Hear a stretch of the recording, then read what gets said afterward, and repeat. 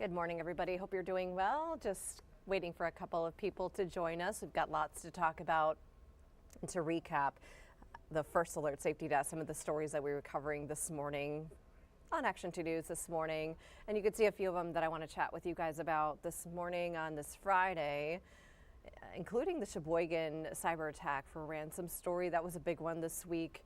Also, you want to help, but that online post you share might be a scam. So we're going to chat about that. Also, seasonal affective disorder sneaking up on a lot of people. So we've got some reminders for you as we get into some, more cloudy, gloomy days. The winter can be kind of rough for a lot of us. So that includes myself. I actually use one of those lamps myself, the therapy lamps. They're very, very helpful. So we'll talk about some of those stories and then do some honorable mentions as well from our website, WBAY.com.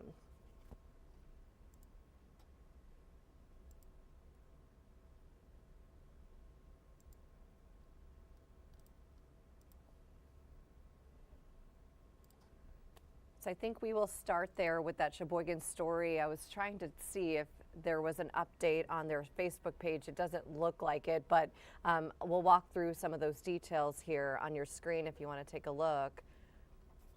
As soon as I can pop it up. There it goes. So there was, in case you missed it, unauthorized access to the city's network by an external party is what we're reporting on this week. That's in Sheboygan. And since then, the city did say that they secured its network. That's really important to know. And it was working with experts to do a thorough forensic review to really understand really what's going on, what happened, and then mitigate any of the issues that might come along with that. They did say that if anybody was impacted, as far as personal information, they would let you know. But at that point, and this week, we haven't, again, heard anything else. There's been no evidence of any sensitive personal information that was compromised. So that is good. But they did report it to law enforcement. They got advice on how to move forward, especially with the fact that there was a ransom demand. And they didn't say who was responsible for the attack, how much money was involved in all of that, or what the issue was. And you could see the phone number there. If you do have any questions and you live in Sheboygan or you know someone in Sheboygan, you can have them call the city's main line. That's 920-459-4000. And if they've got questions, if you need any access to city services or any other services in the city, and you'd like to know more of maybe what's going on, you can call that number right there. So just a heads up, and we'll continue to stay posted on that in case there are any updates from the city of Sheboygan. Another big one is social media posts that you might be seeing online. Another reminder, and we've talked about this before, especially with these missing people scams that get shared on social media. Really impactful because what you're doing is sort of a domino effect from the BBB. They were talking a lot about this, and this was actually originally posted from the Calumet County Sheriff's Office. Just another reminder and a warning to think before you share, think before you post, and as far as what you're seeing on social media. So those missing persons posts or others, they might seem real, but they could be a scam. So we do have some red flags, and I've got a couple more other than what you're seeing on your screen, but over the last few months, the Sheriff's Office says they've seen a lot of these posts coming up and they're scams. So again, if you're sharing them, people are seeing them and what they're doing, according to the BBB, the scammers are changing the post. So they could start as a missing person post and they continue on and they change it to maybe a fake silver alert or a rental property, things like that. So a couple of the red flags on your screen there. The missing person is reported in a buy-sell group. That is a red flag. Comments are turned off. Or maybe there's no phone number or contact information. The missing person, the message didn't originate from a known source. That's so important. Make sure that you're getting it from law enforcement, one of those pages, or a legitimate missing persons group on Facebook.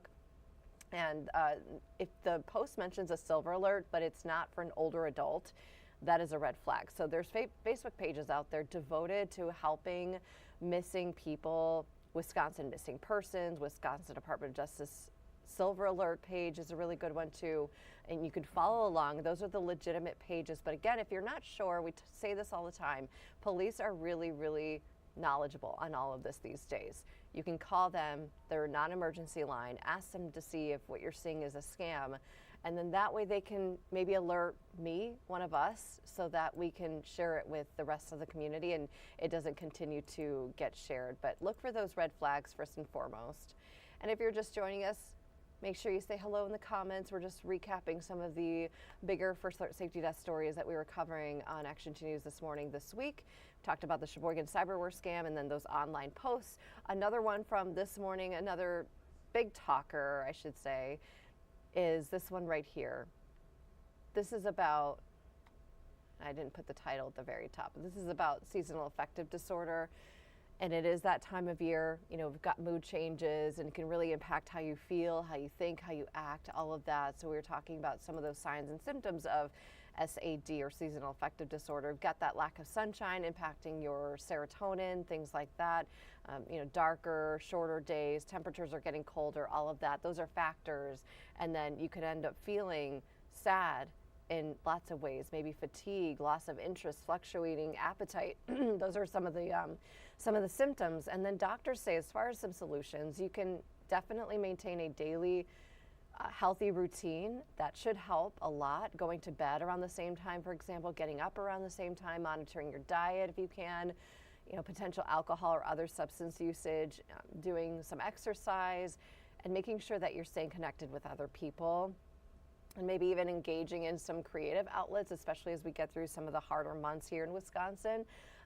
But talk therapy, a great option too. Medications, making sure that you're talking to your doctor about that first, because it's not for everybody. But another one, and one I actually use, is the sun lamp, which can mimic natural light and help regulate your sleep cycle. That's really helpful. But if it's impacting your day-to-day, things that you do every single day, make sure you're not isolating. Seeking mental health treatment, that's very, very important. So those are some of the things that we talked about this morning on Action 2 News this morning, some of those bigger stories that caught our attention and hopefully and possibly yours too. Some of those honorable mentions, and I'll bring up the First Alert website, WBAY.com right here if you want to take a quick look. Take my name out. You can see hunter safety, being safe and being seen, really important. We're about a week away. Next Saturday is the start of gun deer hunting season here in Wisconsin. So take a look at that with some reminders from the DNR. Stopping holiday porch pirates. Yes, it's that time of year, so making sure you know your packages are not getting stolen by following some of these tips if you want to open that. We talked about decision fatigue and all the decisions we make every day, and being mindful, again, some more mental health stuff there for you.